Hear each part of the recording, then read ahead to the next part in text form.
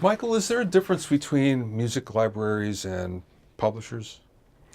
Technically, a music library is a publisher, and generally that means that it's a film and TV music-centric publisher.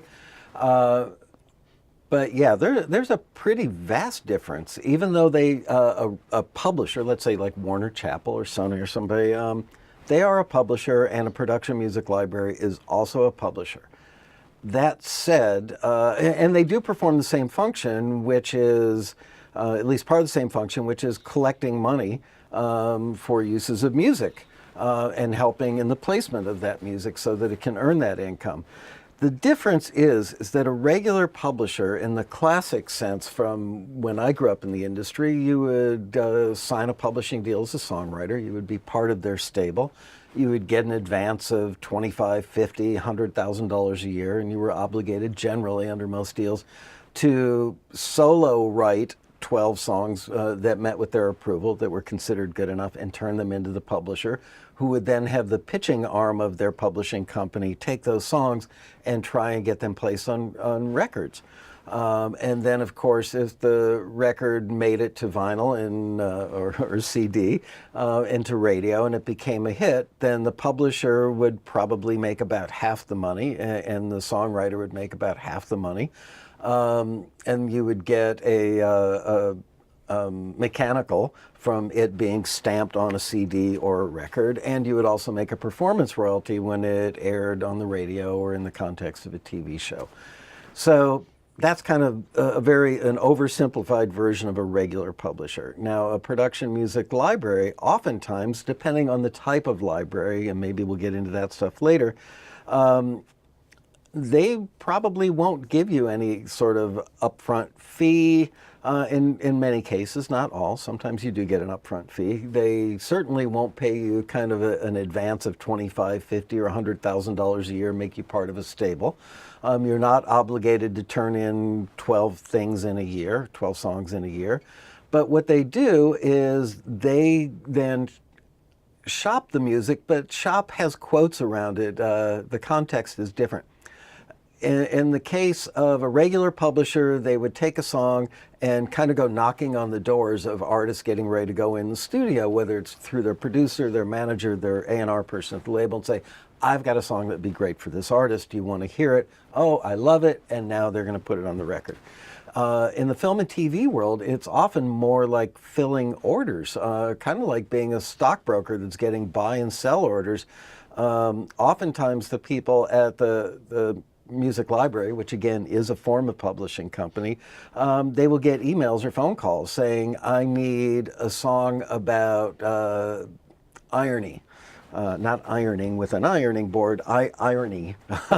Or I need a song about loss because we've got a scene with somebody going to a funeral and we're zooming in on their face, and we want them to, a song that's got a lyric about loss or maybe carrying on after you've lost somebody.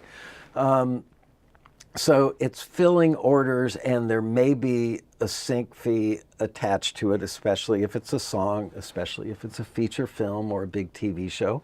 But also production music libraries reach out, are contacted by people working on reality TV shows because they need a library of instrumental cues, and that stuff goes into a bin, and a virtual bin, if you will, an electronic bin, and the editors working on the show actually place the music. So there is generally no sync fee on that, and generally speaking, the creator, the composer, the songwriter gets paid a performance royalty only. So yes, it's all music publishing, but it's different. And here's something really important for people to know.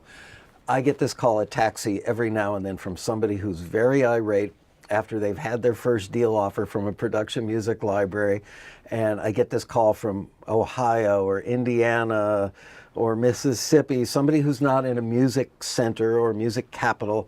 And they say, I was offered a deal. I was so happy that Taxi forwarded my music to XYZ company, and the owner of the company reached out and they want to sign a publishing deal with me. And there's no advance.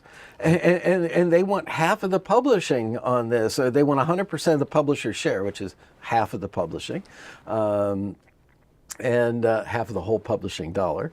So I reached out to a friend of mine who's a music attorney, which probably means their friend is a real estate attorney who took a music law course in college 30 years ago. And he said, no, I should never give up my publishing. And this is kind of the root of the whole thing is, well, if you don't give up your publishing, then nobody's going to go out there and work to get your music placed. So in the old days, when under the traditional form of music publishing, yeah, it's great. Some artists like Steve Miller, who's a songwriter and an artist, you know, Fly Like an Eagle, that guy. Steve Miller still owns the publishing on the vast majority of his music. So he makes twice the amount of money and has been, you know, over a 40-year career. That's great. In the context of film and television, it's not as important, and it's something that's probably not going to happen. So your music attorney friend that went to Ohio State and studied real estate law but took one music law course really doesn't know the mores, the norms of today's industry, especially in the context of film and TV, therefore is giving you bad information. You mentioned before about types of libraries. Mm-hmm. Can you describe the different types and the differences between them? Absolutely. And I'm so glad you asked that question, because there's a common misconception that all music libraries are kind of created equal, and they're absolutely not. Some libraries concentrate mostly on instrumental cues that would get used in reality TV shows primarily. Other libraries might have a much smaller catalog, but might concentrate on high quality songs that sound like they should be on records. So while one library is pitching its music almost exclusively to reality shows and is working what I refer to as the penny side of the business, the other library might be more adept at pitching songs that are getting $1,500 upfront fees or $3,000 sync fees, or maybe in the context of a feature film for an unknown artist or band, maybe even $3,000, $4,000, $5,000, maybe up to $10,000 on a placement, because it's a song and it's featured in a feature film. So it's a different skill set and a different target that those libraries would be pitching to. Some libraries do it all. They cover the whole spectrum. If I were putting my music in a library, I would want to know before I put it in, are they good at getting the stuff that I'm doing, the type of stuff I'm doing, placed in reality TV shows?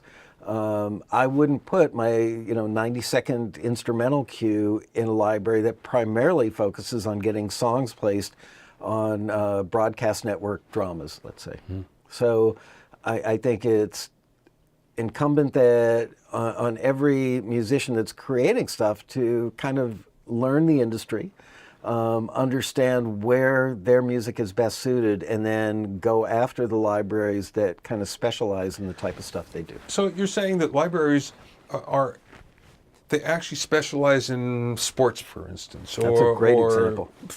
Dramas, like you say. Yeah, many do. Yeah. And nobody really talks about this much in the industry. It's kind of well known amongst the insiders, maybe the inner circle, but I don't think that a lot of musicians know, and it's not that anybody's trying to hide that fact. It's just it doesn't come up much in conversation. So, good question.